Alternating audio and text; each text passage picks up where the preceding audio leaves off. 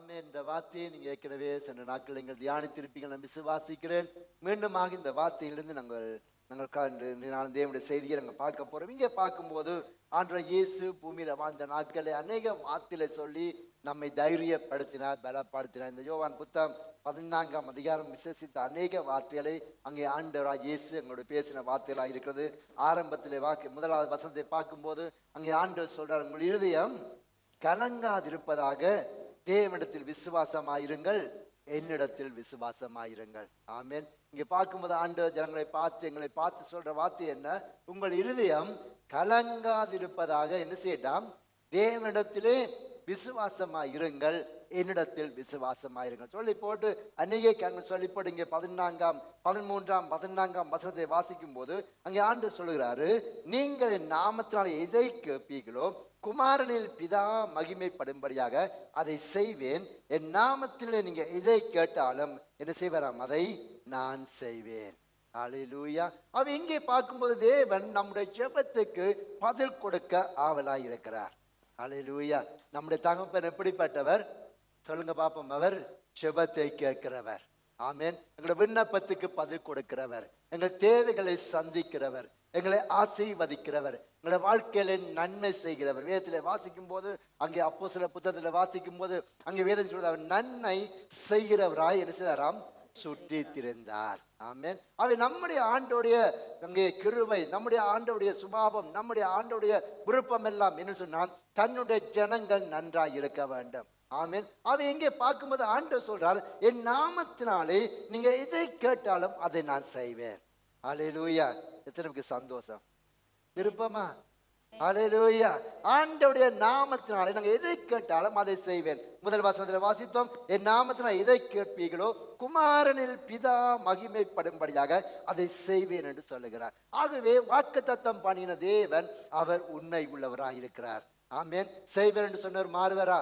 மாறவே மாட்டார். சொன்னதை நிச்சயமாக செய்து முடிக்கிறவர் நம்முடைய ஆண்டவர். கரங்களை தட்டி அந்த தேவனுக்கு ஒரு மகிமையை செலுத்துவோமா? ஹல்லேலூயா. என்ன செய்வாரு? சொன்னதை நிச்சயமாக செய்து முடிப்பார். ஆமென். அவர் வாக்கு மாறவே மாட்டார். ஆண்டாலும் கூட வேதத்தில் பார்க்கும்போது அநேக ஜெபங்களை ஆண்டவர் கேட்கிற ஜெபராக இருக்கிறார். நம்முடைய ஜெபத்துக்கு ஆண்டவர் பதில் கொடுக்கிறவராக இருக்கிறார். ஆண்டவர் வாக்கு மாறாத தேவன், அதில் சந்தேகமே இல்லை.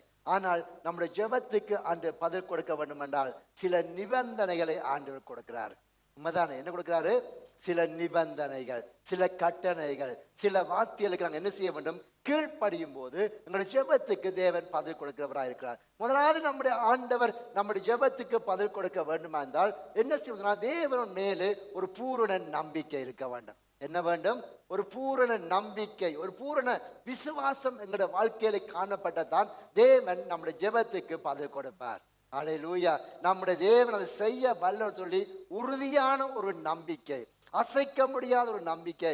யார் எங்களை விட்டு போனாலும், எது எங்களை விட்டு கடந்து போனாலும் கர்த்தர் சொன்னவர் நிச்சயமாய் அதை செய்து முடிப்பார். அதிலே நீங்க உறுதியா இருந்தால் கர்த்தர் வாக்குத்தத்தம் பண்ணதை சொன்னதை நிச்சயமாக என்ன செய்வாரு? நிறைவேற்றுவார். ஆமென். ஆகவே கர்த்தருக்குள்ள வாழ்ற நாங்கள் எங்களுடைய வாழ்க்கையில எங்களுடைய ஜெபத்துக்கு, நாங்கள் தேவனுடைய சமூகத்திலே எடுக்கிற விண்ணப்பத்துக்கு, மன்றாட்டுக்கு பதில் கர்த்தரிடத்திலிருந்து வர வேண்டும் என்றால் அவர் மேல் நாங்கள் என்ன செய்ய வேண்டும்? உறுதியான நம்பிக்கை உடையவர்களாய் காணப்பட வேண்டும். ஒரு வசனத்தை வாசித்து பாருங்க. மத்தேயு புத்தகம் 21ஆம் அதிகாரம் 22ஆம் வசனம். மத்தேயு புத்தகம் 21ஆவது அதிகாரம் 22ஆம் வசனத்தை நாங்கள் வாசிக்க கேட்போம்.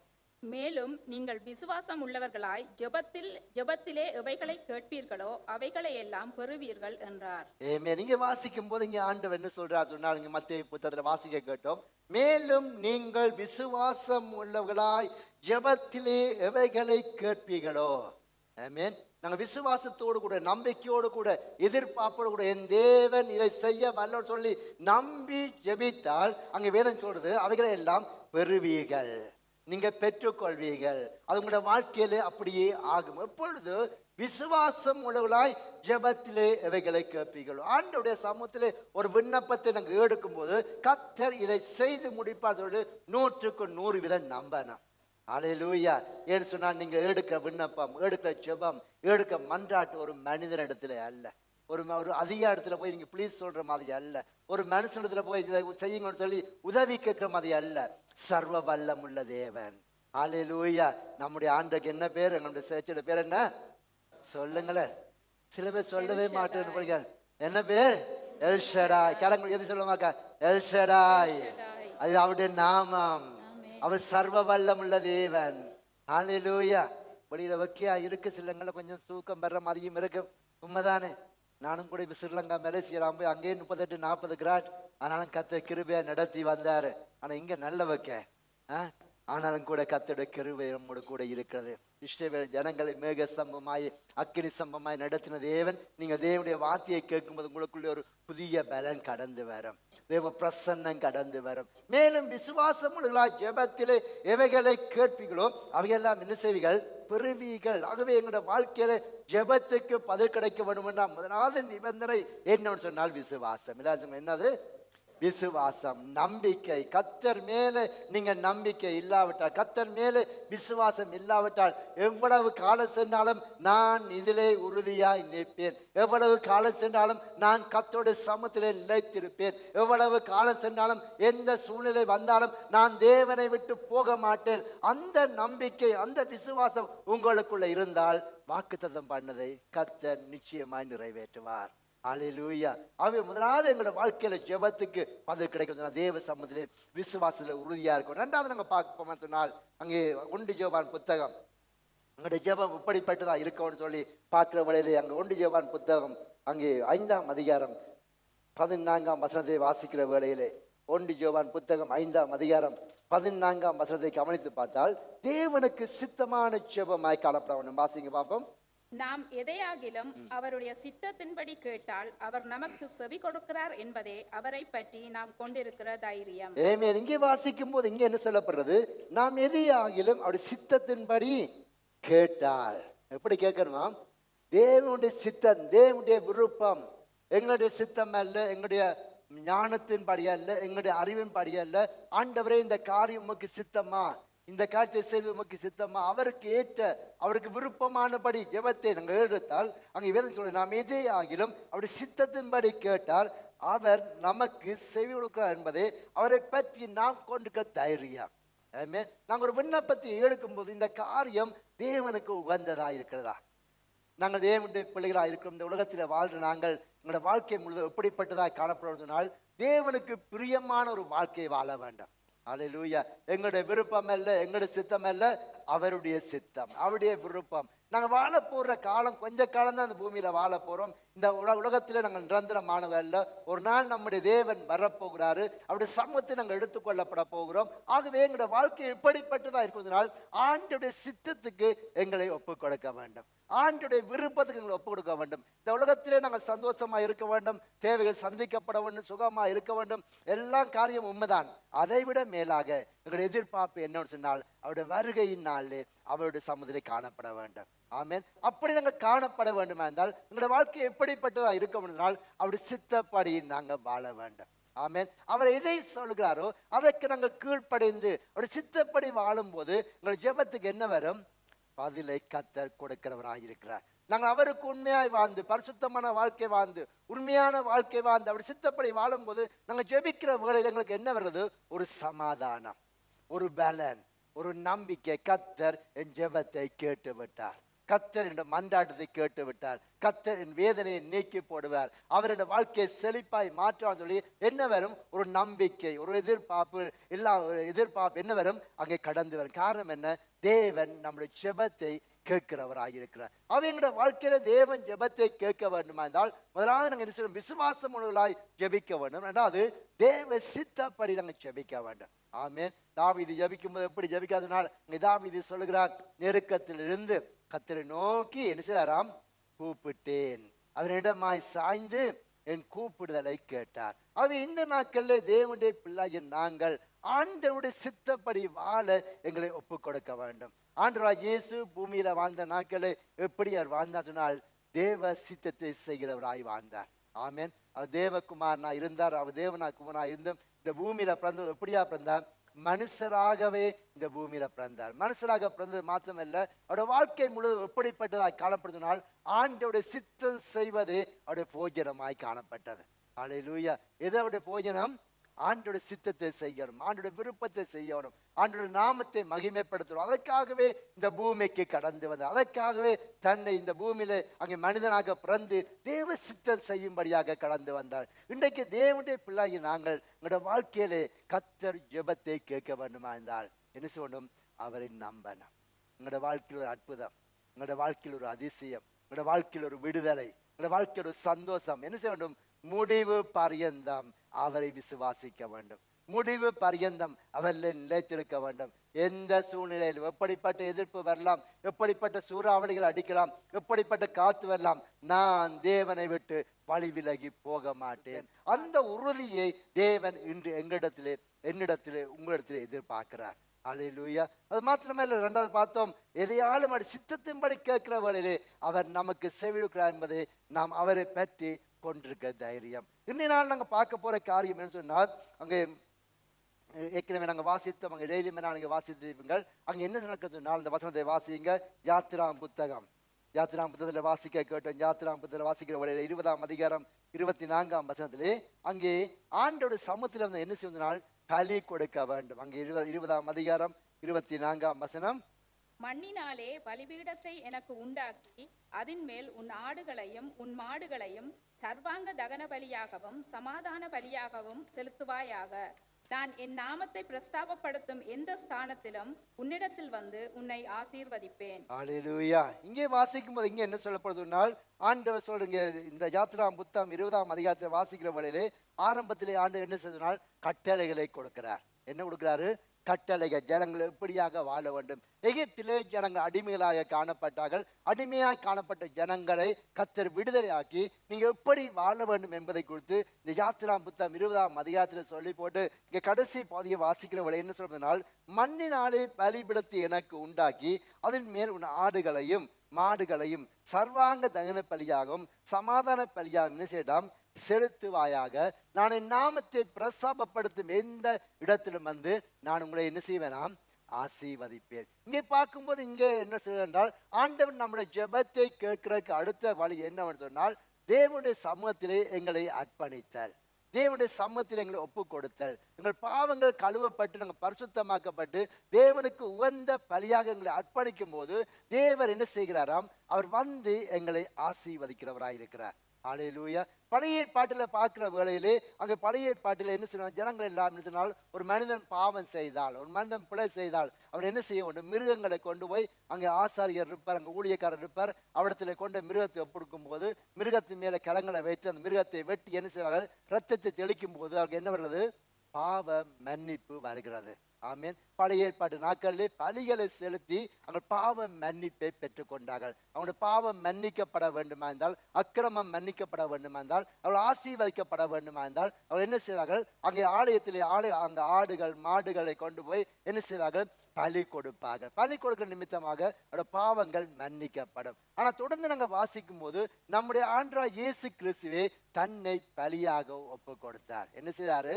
தன்னை பலியாக ஒப்பு கொடுத்தார். பழைய ஏற்பாட்டிலே அவர்கள் அநேக பலிகளை செலுத்தினாங்க. தகன பலிகளை செலுத்தினார்கள், போஜன பலி செலுத்தினார்கள், சமாதான பலி செலுத்தினார்கள், பாவ நிவாரண பலி செலுத்தினார்கள், குற்ற நிவாரண பலி செலுத்தினார்கள். 5 பலிகளை செலுத்தி என்ன செய்றாங்க? ஜனங்கள் அங்கு தேவனிடத்திலிருந்து நன்மையை பெற்றுக் கொண்டார்கள், தேவனிடத்திலிருந்து இரக்கத்தை பெற்றுக் கொண்டார்கள். ஆனால் இந்த நாட்களில் தேவனுடைய பிள்ளைகள் நாங்கள் அப்படி பலி செலுத்தாபடிக்கு கிறிஸ்து இயேசுவே எனக்காக உங்களுக்காக பலியானார். அல்லேலூயா. ஏசாயா புத்தகம் 53ஆம் அதிகாரத்தில் வாசிக்கும் போது அவர் அந்த 5 பலிகளை அவர் என்ன செய்து விட்டாரு? எனக்காக உங்களுக்காக செலுத்தி விட்டார். தன்னை குற்ற நிவாரண பலியாக, சமாதான பலியாக கிறிஸ்து இயேசு தன்னை பலியாக ஒப்பு கொடுத்து எங்களை வாழ வைத்திருக்கிறார். அல்லேலூயா. என்ன செய்கிறாரு? தன்னையே பலியாக ஒப்பு கொடுத்து விட்டார். ஆண்டவராகிய இயேசு பூமியில வந்து வாழ்ந்த நாட்களிலே அங்கே யோவான் ஸ்நானம் வரும்போது யோவான் ஸ்நானம் எப்படியாக இயேசு கிறிஸ்து அறிமுகப்படுத்துறாங்க பார்ப்போம். எப்படி அறிமுகப்படுத்துறார்? இப்போ உதாரணத்துக்கு ஒரு பெரிய ஆள் வந்தால், இப்போ இந்த சர்ச்சுக்கு வந்தால் நீங்கள் என்ன செய்வீங்க? மிஸ்டர் சோன்லாம் சொல்லி அவர்களுடைய டிப்ளமோ எல்லாம் போட்டு அறிமுகப்படுத்துவீங்க. இயேசு வரும்போது அப்படி அறிமுகப்படுத்தினார். இவர் தான் கிங் ஆஃப் கிங்னு சொன்னாங்களா? லயன் ஆஃப் ஜூதான்னு சொன்னாங்களா? என்ன சொன்னாங்க? உலகத்தின் பாவத்தை சுமந்து தீர்க்கிற தேவ ஆட்டுக்குட்டி. இயேசுவண்டா என்ன அர்த்தம்? அவர் நம்மை ரட்சிக்கிறவர், பாவங்களை நீக்கி ரட்சிக்கிறவர். ஹல்லேலூயா. அவருக்கு இயேசு என்று பேடுவாயாக. இயேசு என்றால் அவர் நம்முடைய பாவங்களை நீக்கி ரட்சிக்கிறவர். நாங்கள் ஜீசஸ் என்று கூப்பிடும் போது என்ன நடக்கிறது? ரட்சகரை நோக்கி நாங்கள் கூப்பிடுவோம். அவர் எங்களுடைய பாவங்களை நீக்கி எங்கள் பாவங்களை கழுவி ரட்சிக்கிறவர். அங்கே பார்க்கும்போது இயேசு பூமியில வாழ்ந்த நாட்களிலே ஒரு மனிதன் வருகிறார். யோவான் ஸ்நானன் மனிதன் வரும்போது அவன் பார்த்து சொல்றான், இதோ உலகத்தின் பாவத்தை சுமந்து தீர்க்கிற தேவ ஆட்டுக்குட்டி. ஆண்டவராகிய இயேசு இந்த பூமிக்கு வந்ததன் முக்கிய நோக்கம் என்ன சொன்னால், தன்னை பலியாக ஒப்பு கொடுத்து எங்கள் பாவங்களை கழுவும்படியாக, எங்களுக்கு ஆசீர்வாதத்தை கொடுக்கும்படியாக, எங்கள் ஜெபம் கேட்கப்பட வேண்டுமா என்றால், எங்களுடைய வாழ்க்கையில நாங்கள் எடுக்க விண்ணப்பத்துக்கு பதில் கிடைக்க வேண்டுமா என்றால், கிறிஸ்து இயேசு என்ன செய்ய வேண்டும்? பாவ மன்னிப்பை பெற்றுக்கொள்ள வேண்டும். எங்களுக்கு என்ன வேண்டும்? ஒரு விடுதலை வேண்டும். இயேசு கிறிஸ்துவே தன்னை பலியாக என்ன செய்து விட்டாரு? ஒப்பு கொடுத்து விட்டாரு. இன்னைக்கு எங்களோட வாழ்க்கையிலே கர்த்தர் ஜெபத்துக்கு பதில் கொடுக்கும்படியாக தன்னை பலியாக ஒப்பு கொடுத்து, ஆண்டவர் எனக்கும் உங்களுக்கும் என்னத்தை கொடுத்து விட்டாரு? பாவ மன்னிப்பு. எல்லாம் சொல்லுவோம், என்னத்தை கொடுத்து விட்டாரு? பாவ மன்னிப்பு. என்னுடைய பாவங்கள் என்ன செய்து விட்டது? மன்னிக்கப்பட்டு விட்டது. கிறிஸ்து இயேசுவை நாங்கள் விசுவாசிக்கும் போது அவர் இந்த பூமியில வந்து எனக்காக அடிக்கப்பட்டார், எனக்காக நொறுக்கப்பட்டார், எனக்காக ரத்தம் சிந்தினார், எனக்காக முள்முடி சுமந்தார், எனக்காக ஆணிகள் அறையப்பட்டு தன்னை பலியாக ஒப்பு கொடுத்தார். அதை நாங்கள் விசுவாசிக்கும் போது, அதை எங்களுக்கு ஏற்றுக்கொள்ளும் போது என்ன வருது? எங்களுக்கு பாவ மன்னிப்புடைய நிச்சயம் வருகிறது. ஏன்னு சொன்னால் கிறிஸ்து இயேசுவின் ரத்தம் சகல பாவங்களையும் கழுவி நம்மை சுத்திகரிக்கும். ஹல்லேலூயா. எல்லாரும் சொல்லுவாங்க, கிறிஸ்து இயேசுவின் ரத்தம் சகல பாவங்களையும் கழுவி நம்மை சுத்திகரிக்கும். ஹல்லேலூயா. இதை நாங்க விசுவாசி எங்கள் சிந்தையிலே, எங்களுடைய ஆவியிலே, எங்களுடைய ஆத்துமால என்ன வரும்? ஒரு தெளிவு வரும், ஒரு விடுதலை வரும். இந்த அநேகர் கிறிஸ்துவை ஏற்றுக்கொண்ட பின்பதாகவும் அந்த அடிமைத்தனத்தில் வாழ்ந்து கொண்டிருப்பாங்க. நான் இன்னும் கட்டப்பட்டவனாக இருக்கிறேன், இன்னும் நான் பாவியா இருக்கிறேன், இன்னும் நான் பாவத்துக்கு அடிமையாக, அதிலேயே அவர்கள் என்ன செய்வார்கள்? அங்கே அகப்பட்டவர்களாக காணப்படுவார்கள். ஒவ்வொரு நாளும் அறிக்கை பண்ணணும், நான் பாவி அல்ல, கர்த்தர் என்னை மீட்டு விட்டாரு, அவர் ரத்தம் என்னை கழுவி விட்டது, நான் பரிசுத்தமாக்கப்பட்டவன், நான் தேவனுடைய பிள்ளை, என்னுடைய தகப்பன் நம்மோடு கூட இருக்கிறார். நாங்கள் அறிக்கை பண்ண எங்களுடைய ஆவியிலே ஆத்மா என்ன வரும்? ஒரு பலன் கடந்து வர. ஹல்லேலூயா. ஆண்டவராகிய இயேசுவே தன்னை பலியாக ஒப்பு கொடுத்து என்னையும் உங்களை மினிசுகிறாரு வாழ வைத்திருக்கிறார். ஹல்லேலூயா. இதற்காக நாம் தேவனுண்டை சேரும்படியாக நம்முடைய ஜெபத்துக்கு ஆண்டவர் பதில் கொடுக்க விரும்புகிறாரு. தன்னை பலியாக ஒப்பு கொடுத்து எங்களை வாழ வைத்திருக்கிறாரு. இன்றைக்கு நானும் நீங்களும் செய்ய வேண்டிய ஒரே ஒரு காரியம் என்னன்னு சொன்னால், நம்முடைய ஜெபத்துக்கு ஆண்டவர் பதில் கொடுக்க வேண்டும் என்றால், ஆண்டவர் தன்னை பலியாக ஒப்பு கொடுத்து விட்டால், இன்னைக்கு நானும் நீங்களும் எங்களை கர்த்தருக்கு உகந்த பலியாக ஒப்பு கொடுக்க வேண்டும். என்ன செய்ய வேண்டும்? தேவனுக்கு உகந்த பலியாக. ஆண்டவர் விரும்புகிற பலி என்று சொன்னால் சர்வ அங்க தகன பலி. ஆமென். ரோமர் புத்தகத்தில் வாசிக்கிறோம். ரோமர் புத்தகம் 12ஆம் அதிகாரம். ரோமர் புத்தகம் 12ஆம் அதிகாரத்தில் வாசிக்கிற வேளையில 1ஆம் வசனம் என்ன சொல்கிறது? அப்படி இருக்க சகோதரரே, நீங்கள் உங்கள் சரீரங்களை பரிசுத்தமும் தேவனுக்கு பிரியமுமான ஜீவ பலியாக ஒப்பு கொடுக்க வேண்டும் என்று தேவனுடைய இரக்கங்களை முன்னிட்டு உங்களை வேண்டிக் கொள்ளுகிறேன். இதுவே நீங்கள் செய்யத்தக்க புத்தியுள்ள ஆராதனை. ஹல்லேலூயா. சத்தமுறை ஹல்லேலூயா சொல்லுவோமா? என்ன சொன்னாக்க இங்க சொல்றாரு, பவுல் சொல்றாரு, எங்கள் சரீரங்களை என்ன செய்யலாம்? தேவனுக்கு பிரியமான. அங்க வேதம் சொல்றது, அப்படி இருக்க சகோதரரே, நீங்கள் உங்கள் சரீரங்களை பரிசுத்தமும் தேவனுக்கு பிரியமான ஜீவ பலியாக ஒப்பு கொடுக்க வேண்டும். ஆமென். ஆண்டவர்களுடைய ஜெபத்துக்கு பதில் கொடுக்க வேண்டுமா என்றால், கர்த்தருக்கு நாங்கள் ஒரு ஆராதனை, ஒரு விடுதலையோடு மகிழ்ச்சியோடு கர்த்தரை ஆராதிக்க வேண்டுமா என்றால் என்ன செய்ய வேண்டும்? எங்கள் சரீரங்களை தேவனுக்கு பிரியமான, தேவனுக்கு ஏற்ற பலியாக, ஜீவ பலியாக ஒப்பு கொடுக்க வேண்டும். அதுவே என்னவாம்? ஒரு புத்தி உள்ள ஆராதனை. ஹல்லேலூயா. இந்த இடத்துல நீங்க வந்து கர்த்தரை ஆராதிச்சீங்க, பாட்டு பாடினீங்க, யுவன் நல்லா பாட்டு பாடினாரு, யாரு சீலம் நல்லா கீபோர்டு அடிச்சாரு, எல்லாம் நல்லா இருந்தது. உங்களோட மைண்ட் எங்க இருந்தது? உங்களோட சிந்தனை எங்க இருந்தது? நீங்க எங்கெல்லாம் போயிட்டு வந்தீங்க? யோசிச்சு பாருங்க. உண்மையா ஆண்டவரே உங்களுடைய பிரசன்னத்தை மாத்திரம் அனுபவிக்க எனக்கு கிருபை. இந்த இடத்துல எந்த சத்தமும் கேட்கப்படாது, இந்த இடத்துல பக்கத்துல யார் நிக்கிறார் அந்த உணர்வு கூட வேண்டாம். ஆண்டவரே உண்மை மாத்திரம் பார்க்க வேண்டும் சொல்லி உங்களோட மைண்ட், உங்களோட சிந்தனைகள், உங்களோட எண்ணங்களை ஒருமைப்பட்டு ஆண்டு ஒப்புடுக்கும் போது என்னக்கிறது, நீங்க தேவ சத்தத்தை கேட்பீங்க, தேவனுடைய பிரசன்னத்தை நீங்க உணர்ந்து கொள்வீங்க, தேவனுடைய மகிமையை நீங்க உணர்ந்து கொள்வீங்க, தேவன் வெளிப்படுத்துற காரியத்தை அறிந்து கொள்வீங்க. கர்த்தருடைய புதிய பலங்களுக்குள்ளே கடந்து வரும் எப்பொழுது நீங்கள் கர்த்தரை உண்மையாய் ஆராதிக்கும் போது. அல்லேலூயா. எத்தனை நான் பேசுற விளங்குதா? மாதிரியா இருக்கிறீங்க. என்ன பாஸ்டர் 3 கிழமைக்கு வந்து இப்படி எல்லாம் பேசுறீங்கன்னு சொல்லி புதுசா பாக்குறீங்களா? இல்ல தானே, அதே சவுண்ட் அதே ஆள் தான் வந்துக்கலாம், ஒரு மாற்றமே கிடையாது. அல்லேலூயா. என்ன செய்யணுமாம்? ஜீவ பலியாக ஒப்பு கொடுக்க வேண்டும். இங்கே வேதம் சொல்றது, அப்படி இருக்க சகோதரரே, நீங்கள் உங்கள் சரீரங்களை என்ன செய்யலாம்? பரிசுத்தமும் தேவனுக்கு பிரியமான ஜீவ பலியாக ஒப்பு கொடுக்க வேண்டும் என்று தேவனுடைய இரக்கங்களை முன்னிட்டு நான் வேண்டிக் கொள்ளுகிறேன். இன்னைக்கு எங்களை அர்ப்பணிக்காவிட்டா என்ன செய்ய முடியாது? கர்த்தர் நம்முடைய ஜெபத்துக்கு பதில் கொடுக்க முடியாது. ஆண்டு ஒரு காரியத்தை செய்ய வேண்டுமா இருந்தால் நாங்கள் என்ன செய்ய வேண்டும்? எங்களை தேவ சமத்திலே ஒப்பு கொடுக்க வேண்டும், அர்ப்பணிக்க வேண்டும். ஆண்டவரே, நான் அல்ல, நீர் என்னை ஆளுகை செய்யும். நான் அல்ல, என்னுடைய பலன் அல்ல, என்னுடைய ஞானம் அல்ல, என்னுடைய தாளந்து அல்ல, என்னுடைய பணபலன் அல்ல, என்னுடைய திறமை அல்ல, உம்மாலே ஆண்டவரே இந்த காரியம் ஆகும் சொல்லி கர்த்தருடைய சமூகத்திலே நீங்க ஒப்பு கொடுக்கும் போது தேவன் என்ன செய்வாரு? அவர் கிரியை செய்ய வல்லவராயிருக்கிறார். அல்லேலூயா. அவர் ஒரே சிந்தியோடு கூட, ஒரே எண்ணத்தோடு கூட நாங்கள் என்ன செய்ய வேண்டும்? கர்த்தரை நோக்கி நாங்கள் கூப்பிட வேண்டும். இன்றைக்கு நாங்கள் ஜெபித்து கொண்டு இருப்போம். ஆனால் என்ன நடக்கும்? 2 மனம் ஆண்டவர் செய்யாட்டி இன்னொரு வழியை நாங்கள் குறுக்கு வழி தேடி வச்சிருப்போம். இது இல்லாட்டி இது, இது இல்லாட்டி இது. ஆனால் நம்முடைய தேவனுடைய எதிர்பார்ப்பெல்லாம் சொன்னால் ஒரே சிந்தை, ஒரே நோக்கம், ஒரே சிந்தை. 2 மனம் உள்ளவன் தேவனிடத்திலிருந்து எதையாகலும் பெறலாம் என்று என்ன செய்ய வேண்டாமாம்?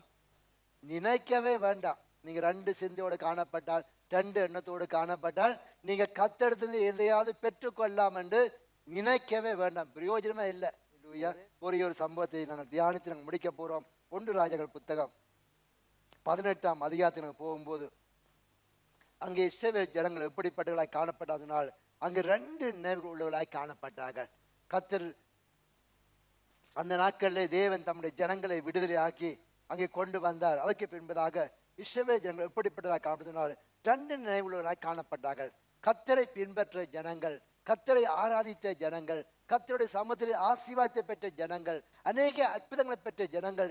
தொடர்ந்து நாங்கள் பார்க்கும்போது ஜனங்கள் எப்படிப்பட்ட காரணத்தினால் அங்கே கர்த்தரையும் பின்பற்றினார்கள், உலகத்தையும் பின்பற்றினார்கள், கர்த்தரையும் பின்பற்றினார்கள், பாகாலையும் பின்பற்றினார்கள். அந்த நாட்களில் இந்த தீர்க்கதரிசி அவர்களை பார்த்து சொல்றார், நீங்கள் இதுவரைக்கும் 2 நினைவுகளாலே குந்தி குந்தி நடப்பீர்கள். கர்த்தர் தெய்வமானால் என்ன செய்யுங்கள்?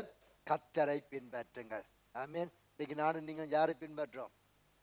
சொல்லுங்களேன். சொல்லவே மாட்டீங்களா? பக்கத்துல பாத்தீங்களா? நான் கர்த்தரை பின்பற்றுகிறேன். அல்லேலூயா. இயேசுவின் பின்னே நான் செல்வேன், திரும்பி பார்க்க மாட்டேன். இயேசு கிறிஸ்துவுக்கு பின்னாலே. ஆமென். அவருக்கு பின்பால சென்றால் உங்களுடைய வாழ்க்கையிலே வெளிச்சம், அவருக்கு பின்பால சென்றால் உங்களுடைய வாழ்க்கையிலே விடுதலை, அவருக்கு பின்னால சென்றால் நீங்கள் போய் சேர்ற இடம் வந்து பரலோகம். அல்லேலூயா. ஆண்டவர் சொன்னார், நானே வழியும், நானே சத்தியமும், நானே ஜீவனுமாய் இருக்கிறேன். அல்லேலூயா. எங்களுக்கு ஒரே ஒரு வழிதான் உண்டு, பரலோகம் போறதுக்கு ஒரே ஒரு வாசல் தான் உண்டு. அந்த வாசல், அந்த வழி இயேசு கிறிஸ்து. கரங்களை தட்டி இயேசுப்பாக்கு ஒரு மகிமை செலுத்துவோமா? அல்லேலூயா. யார் அந்த வழி? ஜீசஸ். ஆமென். அவரை நாங்கள் பின்பற்ற வழியிலே அவர் நமக்கு வழி காட்டுறவராக இருக்கிறார். இங்கே இந்த 1 ராஜாக்கள் புத்தகம் 18ஆம் அதிகாரத்துக்கு போகும்போது அந்த ஜனங்கள் எல்லாம் எப்படிப்பட்டவர்களாய் காணப்பட்டால் அங்கே 21ஆம் வசனத்தில் வாசிக்கிற வழியிலே அந்த ஜனங்கள் குந்தி குந்தி நடந்தாங்க. எலியா சகல ஜனத்தண்டைக்கும் வந்து, நீங்கள் எந்த மட்டும் 2 நினைவுகளாலே குந்தி குந்தி நடப்பீர்கள். கர்த்தர் தெய்வமானால் கர்த்தரை பின்பற்றுங்கள், பாகால் தெய்வமானால் பாகாலை பின்பற்றுங்கள் சொல்லி அங்கே சொன்ன வழியிலே அவர் பிரதயத்திரமாக எந்த வார்த்தையுமே பேசவில்லை, அமைதியாக இருந்தார்கள். அந்த நாட்களில் எலியா தீர்க்கதரிசி ஒரு வல்லமுள்ள தீர்க்கதரிசியாய் காணப்பட்டார். தேவனுடைய ஊழியத்தை செய்தார். அவருடைய ஜெபத்தின் நிமித்தமாக அநேக அற்புதங்கள் நடந்தது. அவருடைய ஜெபத்தை கேட்டு கர்த்தர் அந்த நாட்களில் மழையை நிறுத்தினார், மழையை பெய்தாரு. அப்படியாக அநேக அற்புதங்கள் செய்த எலியா தீர்க்கதரிசி மூலமாக இங்கே பார்க்கும்போது யார் தேவன் என்பதை நிரூபிக்கும்படியாக கடந்து வந்தார்கள். அங்கே ஜனங்கள் எல்லாம் கூடியிருக்கிறார்கள். அவர் சொல்றாங்க, யார் உண்மையான தேவன், அப்பொழுது எலியா என்ன செய்கிறார் சொன்னால், அங்கே பார்க்கிற வேளையிலே அங்கே ஜனங்களை என்ன செய்தால், கர்த்தர் தெய்வம் என்பதை நிரூபிக்கும்படியாக ஜனங்களை ஒன்று கூட்டுகிறார். நம்முடைய ஜெபத்தை தேவன் கேட்க வேண்டுமா இருந்தால் என்ன செய்யணும், ஜனங்களை கூட்டி சேர்க்க வேண்டும். எங்களுடைய வாழ்க்கையிலே கர்த்தர் நம்முடைய ஜெபத்துக்கு பதில் கொடுக்க வேண்டும் என்றால் எங்களுக்கு தேவையானதுனால் ஒரு மனம் தேவை. என்ன தேவை? ஒரு மனம், ஒரு ஐக்கியம், ஒரு ஐக்கியத்தை தேவன் எதிர்பார்க்கிறாரு. முதல்ல நாங்கள் வாசித்தோம், ஆண்டவர் என்ன செய்வாராம், என் நாமத்தில் நீங்க எதை கேட்டாலும் அதை நான் செய்வேன். ஆண்டவர் ஜெபத்தை கேட்கறதுக்கு விசுவாசம் தேவை. ஆண்டவர் ஜெபத்தை கேட்கறதுக்கு என்ன தேவை? எங்களுக்கு அப்படி சித்தப்படி செய்யணும். மூன்றாவது நாங்கள் பார்க்கும்போது அவருடைய நம்முடைய ஜெபத்துக்கு ஆண்டவர் பதில் கொடுக்க வேண்டும். என்ன தெரிஞ்சால் ஜனங்கள் எங்களுக்கு ஒருமனப்பட வேண்டும். ஒரு காரியத்தை நாங்கள் ஒருமனப்பட்டு தேவ சமூகத்திலே காத்திருந்து ஜெபிக்கும் போது நம்முடைய ஜெபத்துக்கு ஆண்டவர் பதில் கொடுக்கிறவராக இருக்கிறார். 30ஆம் வசனத்தை வாசித்து பாருங்க. அப்பொழுது எலியா சகல ஜனங்களையும் நோக்கி என் கிட்டே வாருங்கள் என்றான்.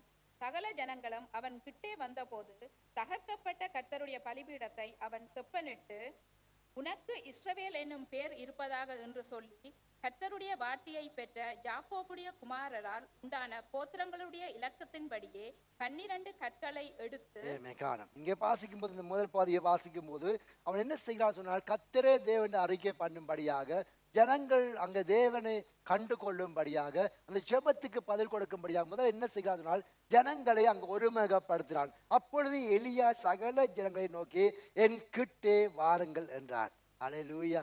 ஆண்டவர் நம்முடைய ஜெபத்தைக்கு பதில் கொடுக்க வேண்டும். அதனால் சிதறி போய் இருந்தால் என்ன செய்ய முடியாது, தேவன் நம்முடைய ஜெபத்தை கேட்க முடியாது. இந்த இடத்துல நாங்கள் 50 பேர் இருந்தால் ஒரு விண்ணப்பத்துக்காக ஜெபிக்கிறோம். உதாரணத்துக்கு ஒரு சகோதர வியாதிக்காக ஜெபிக்கிறோம், இல்லாட்டும் ஒரு பிள்ளைகள் தேவைக்காக ஜெபிக்கிறோம், எல்லாவற்றையும் இது முடிந்த பின்பு என்ன ஜெபிக்கிறோம், ஒரு பிறந்த நாளுக்காக ஜெபிக்கிறோம். என்ன செய்யணும்?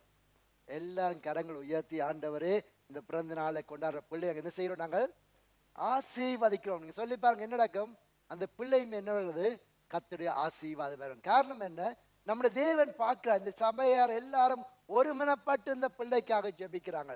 இந்த சபையார் எல்லாரும் ஒருமனப்பட்டு இந்த வியாதிக்காரருக்காக ஜெபிக்கிறாங்க. இந்த சபையார் எல்லாம் இந்த வந்த குடும்பத்துக்காக ஒருமனப்பட்டு ஜெபிக்கிறாங்க. அந்த ஒருமனப்பாட்டு ஜெபத்தை என்ன செய்வாரு, நம்முடைய தேவன் கேட்பார். ஏன்னு சொன்னா நம்முடைய ஆண்டவர் பிரிவினையின் ஆண்டவர் அல்ல. அவர் எப்படிப்பட்டவர்? சமாதானத்தின் தேவர். எல்லாரும் சொல்லுங்க பாப்போம், நம்முடைய ஆண்டவர் சமாதானத்தின் தேவன், கலகத்தின் தேவன் அல்ல. இங்கே பார்க்கிறோம் எலியா என்ன செய்யறதுனால, எலியா சகல ஜனங்களையும் அங்கே நோக்கி என்கிட்டே வாருங்கள். ஏன்?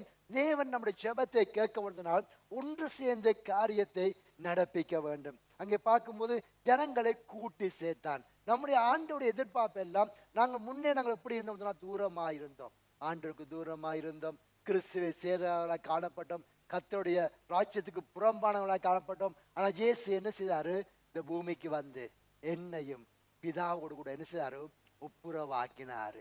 எங்களை என்ன செய்தாரு, இயேசு கிறிஸ்துவோடு கூட ஒப்புரவாக்கி விட்டாரு. அவருடைய ரத்தம் என்ன செய்து விட்டது, அங்கே பிரிவினையான் என்ற அந்த சுவரை என்ன செய்து விட்டது, தகர்த்து போட்டு ஐக்கியப்படுத்தி விட்டார். ஏன்? நம்முடைய ஜெபம் கேட்கப்பட வேண்டுமா இருந்தால் என்ன செய்ய வேண்டும், தேவனோடு கூட ஐக்கியமாய் காணப்பட வேண்டும், தேவனுடைய பிள்ளையோடு கூட ஐக்கியமாய் காணப்பட வேண்டும். இங்கே ஜெபம் கேட்கப்பட வேண்டுமா இருந்தால் என்ன செய்தால் அங்கே ஜனங்களை கூட்டி சேர்த்து, அதுக்கு பின்பா சொல்லப்படுறது, சகல ஜனங்களுடைய வந்த போது தகர்க்கப்பட்ட பலிபீடத்தை அவன் என்ன செய்தாராம், செப்பனிட்டார்.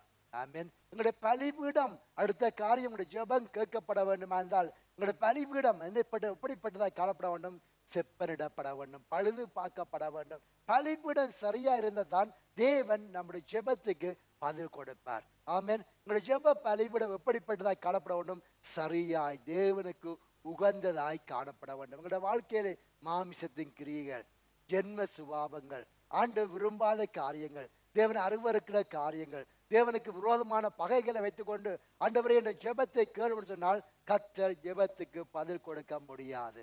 அல்லேலூயா. இங்க எல்லாரும் ஜெபிக்கிறாங்க, உலகத்துக்கு எல்லாருமே செய்யறாங்க, ஜெபிச்சு கொண்டிருக்கிறாங்க. ஆண்டவரே அற்புதம் செய்யும், அற்புதம் செய்யும். செய்யற எல்லாம் என்ன, தேவன் விரும்பாத காரியம், தேவன் விரும்பாத செயல்பாடுகள், தேவன் விரும்பாத பேச்சு, தேவன் விரும்பாத காரியங்கள். கர்த்தர் எப்படி பதில் கொடுப்பார்? நம்முடைய ஆண்டவர் எதை எதிர்பார்க்கிறார்? பலிபீடம் செப்பனிடப்பட வேண்டும்.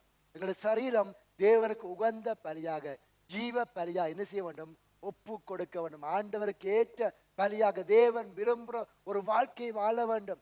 இங்கே ஜெபத்தை அங்கே எலியா ஏடுக்களுக்கு முன்பதாக அக்கினி இறக்கிறதுக்கு முன்பதாக அங்கே ஒருமனப்படுத்தின பின்பதாக என்ன சொன்னால் பலிபீடம் தகர்க்கப்பட்ட பலிபீடத்தை செப்பனிட்டான்.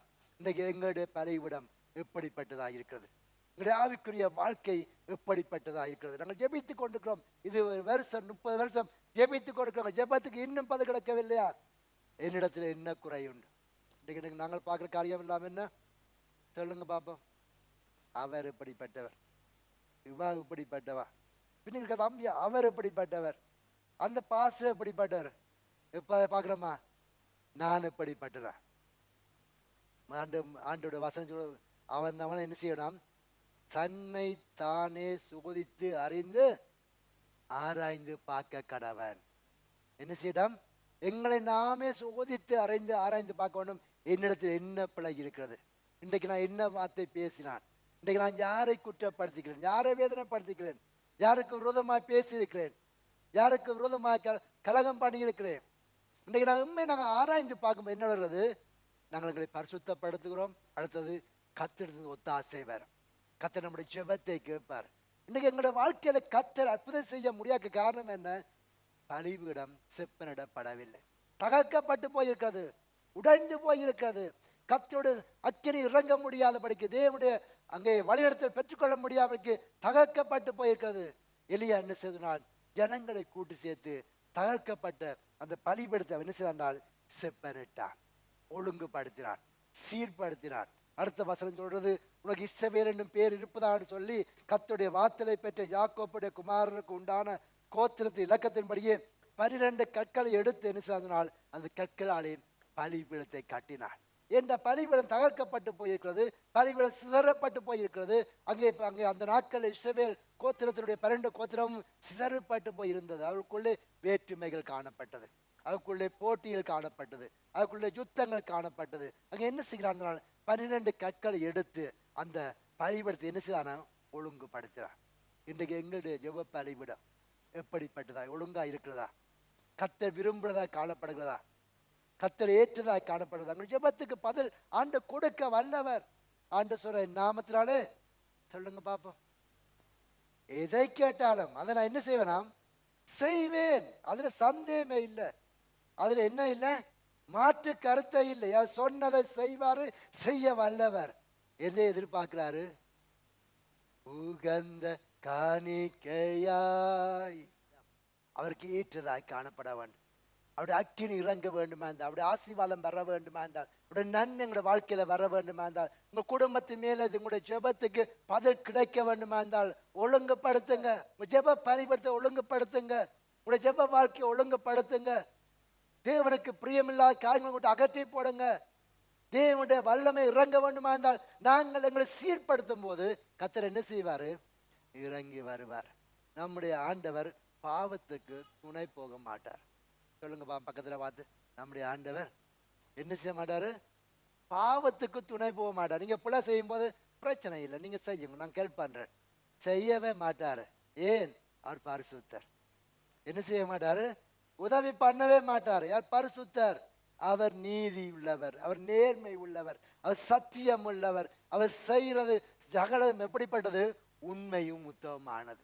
அவை நாங்கள் எப்படிப்பட்டவர்களாக வாழ வேண்டும்? எங்களுடைய வாழ்க்கையில ஜெபம், எங்களுடைய ஜெபத்துக்கு தேவன் அற்புதம் செய்ய வேண்டும் என்றால் எங்களுடைய பலிபீடம் செப்பனிடப்பட வேண்டும், ஒழுங்குபடுத்தப்பட வேண்டும், சீர்படுத்தப்பட வேண்டும். நீங்க கட்டி போட்டு அந்த ஒழுங்குபட்ட பலிபீடத்தின் மேல நீங்க ஜெபித்து பாருங்க, தேவ பிரசன்னம் கடந்து வரும். இன்னைக்கு நாங்கள் என்ன செய்கிறோம்? எங்களுடைய பலிபீடம் செப்பனிடப்படவில்லை, எங்களுடைய ஆவிக்குரிய வாழ்க்கைக்கு அங்கே ஒழுங்குபடுத்தப்படவில்லை. மாமிசத்தின் கிரியல் நிறைந்திருக்கிறது, அங்கே பிரிவினைகள், அங்கே வேற்றுமைகள், அங்கே பேதகங்கள் எல்லாம் இருக்கிறது. அங்கே ஜெபிக்கிறோம், என்ன இல்லை? No answer. எந்த பதிலுமே இல்லை, எந்த விதமான மாற்றமே இல்லை, எந்த விதமான அசைவாடுதலே இல்லை. காரணம் என்ன? ஆண்டவர்ல பிழையே இல்லை. ஆண்டவர் பிழை செல்லவே முடியாது. சொன்னதை நிச்சயம் செய்து முடிப்பாரு. அவர் எதிர்பார்த்து காத்திருக்காரு. எப்பொழுது உங்களுடைய ஜெப பலிபீடம், உங்களுடைய ஆவிக்குரிய வாழ்க்கை ஒழுங்குபடுத்தப்படும். எத்தனை வார்த்தைகளை கேட்கிறோம், எத்தனை செய்திகளை கேட்கிறோம், எத்தனை புத்தகங்களை வாசிக்கிறோம், ஆவிக்குரிய புத்தகங்களை. எங்களுடைய வாழ்க்கை மாற்றப்படுகிறதா? எத்தனை ஊழியக்கார போய் ஜெபிக்கிறோம், எங்களுடைய வாழ்க்கை மாற்றப்படுகிறதா? கர்த்தருடைய வசனம் அதை உண்மையா ஏற்றுக்கொண்டால் அது உங்களுடைய வாழ்க்கையில ஜீவனை கொடுக்கும். இங்கே பார்க்கும்போது எலியா என்ன செஞ்சால் பலிபீடத்தை செப்பனிட்டான். ஜனங்களை நான் கூட்டி சேர்த்தான். அங்கே பலிபீடத்தை செப்பனிட்டான்.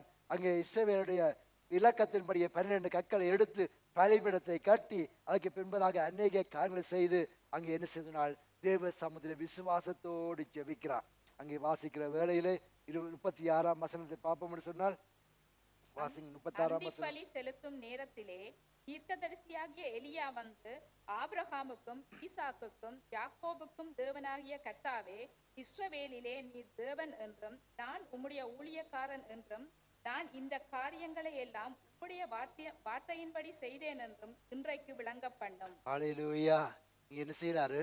எல்லாவற்றையும் செய்து போட்டு ஒரு விசுவாசமான ஒரு ஜெபத்தை எடுக்க. எப்படி ஜெபம் சொன்னால் அங்கே அந்தி பலி செலுத்தும் நேரத்திலே அங்கே பலி செலுத்துகிற நேரம் வந்தது. அந்த வேலைக்காக தீர்க்கதரிசியா எலியா ஊழியக்காரன் காத்திருந்து அந்த வேலையில எல்லாவற்றையும் ஒழுங்காக செய்து அங்கே பலிக்கு சர்வாங்க தகன பலிக்காக அங்கே என்ன செய்யறாரு? காளையை அங்கே துண்டுண்டா வெட்டி துண்டித்து எல்லாவற்றையும் ரெடி பண்ணி விட்டு என்ன செய்கிறார்?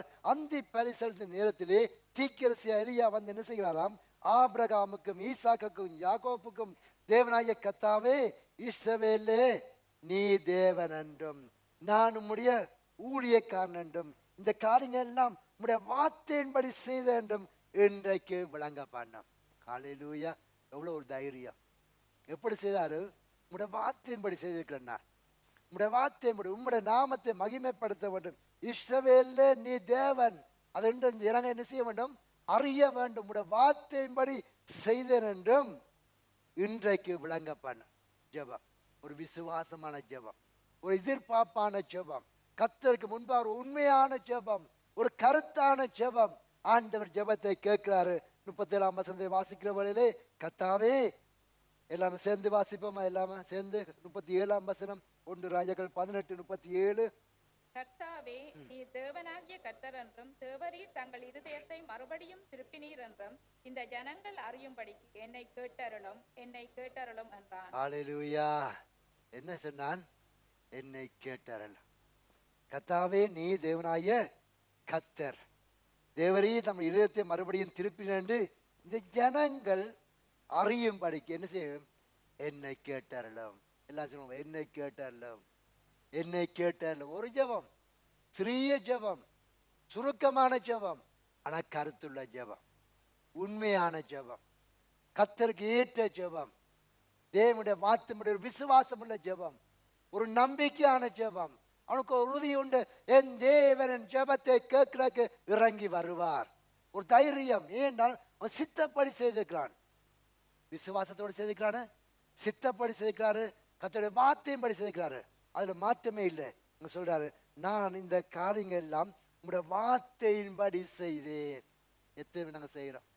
உங்களுடைய வார்த்தையின்படி செய்திருக்கிற ஆண்டவரே, என்னை கேட்டரலாம், என்னை கேட்டரலாம்.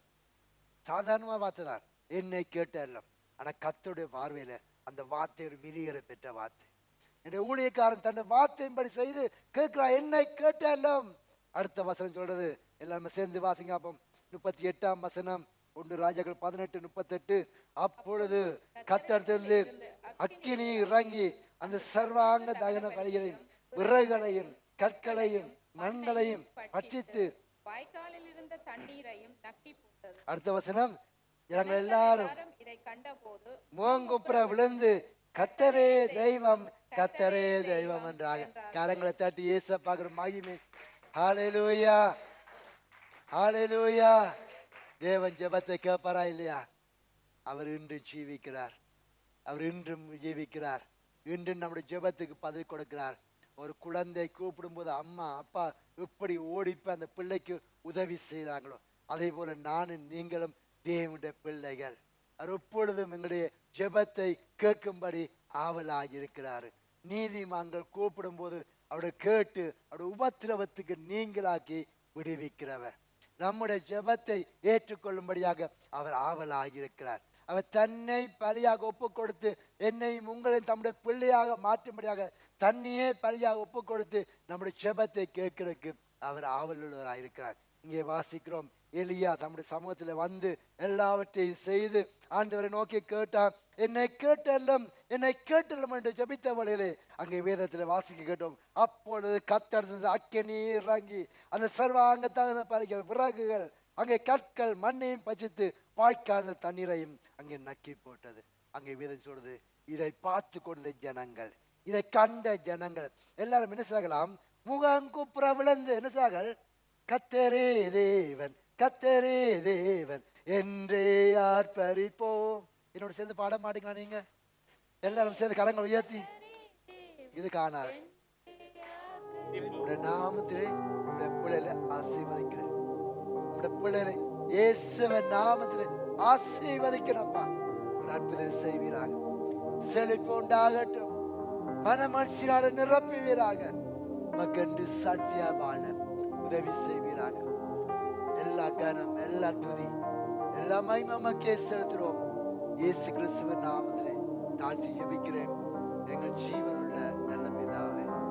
ஆமென். ஆமென். ஆண்டவர் ஆசீர்வதிப்பாராக. அமர்ந்து கொள்வோமாக. கரங்களை தட்டி ஆண்டுக்கு ஒரு மகிமை.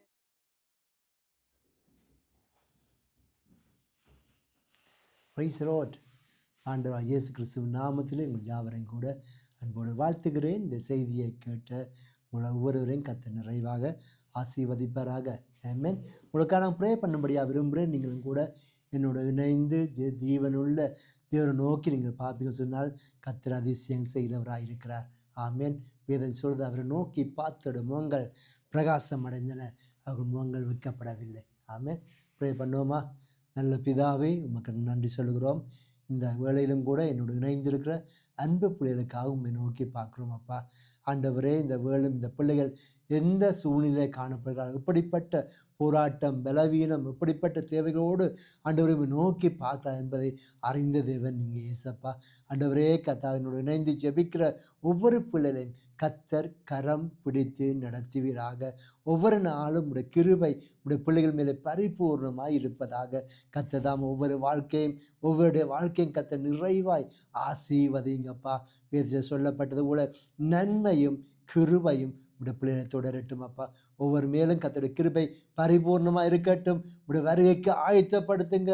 உடைய நல்ல ஆவியானவர் செம்மையானவர் நடத்தும்படியாக ஜெபிக்கிறேன். பிதா, குமாரன், பரிசுத்தாவின் நாமத்திலே ஆசீர்வதி ஜெபிக்கிறேன் எங்கள் ஜீவனுள்ள நல்ல பிதாவே. ஆமென். ஆமென். ஆண்டவர் தாமே நிறைவாக உங்களை ஆசீர்வதிப்பாராக. மீண்டுமா உங்களுக்கு ஞாபகப்படுத்த முடியாது விரும்புகிறேன். எங்களோட சர்ச் வந்து கண்டோன் சூரிச்சிலே ராப்ஸ் என்ற பட்டணத்தில் இருக்கிறது. ஆகவே நீங்கள் இந்த ஏரியாவில் இருந்தால் ஒரு ஆராதனை கலந்து கொள்ளாவிட்டால் எங்களோட தொடர்பு கொள்ளுங்கள். வாருங்கள், ஒன்று சேர்ந்து கர்த்தருடைய நாமத்தை நாங்கள் மகிமைப்படுத்துவோம். அது மாத்திரமல்ல, ஜெர்மனியிலே சிவனிங்க என்ற பட்டணத்திலே ஒவ்வொரு ஞாயிற்றுக்கிழமையும் காலை 9:30 மணிக்கு ஆராதனை உண்டு. ஆகவே நீங்கள் ஜெர்மனியில் பில்லிங்கன், சிவனிங்கன் அந்த ஏரியாவில் நீங்கள் இருந்தால், அதில் உங்களுக்கு தெரிந்தவர்கள் அறிமுகமான அந்த இடத்துல இருந்தால் எங்களோட தொடர்பு கொள்ளுங்கள். வாருங்கள், ஒன்று சேர்ந்து தேவனுடைய நாமத்தை மகிமைப்படுத்துவோம். நம்முடைய இயேசு கிறிஸ்து மாரநாத சீக்கிரம் வரப்போகிறார். ஆமென். காட் பிளஸ் யூ எல்லாருக்கும்.